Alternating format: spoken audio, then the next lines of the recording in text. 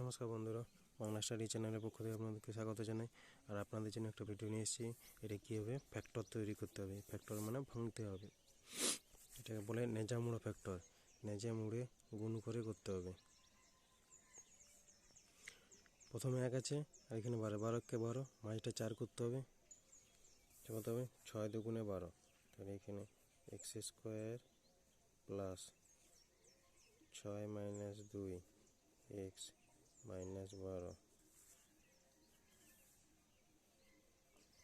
X square plus 6x minus 2x minus 12।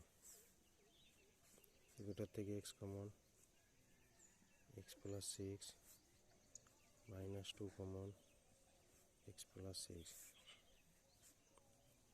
x plus 6 common রয়েছে x minus 2। এটা factor complete. এটা হচ্ছে আমার অ্যান্সার।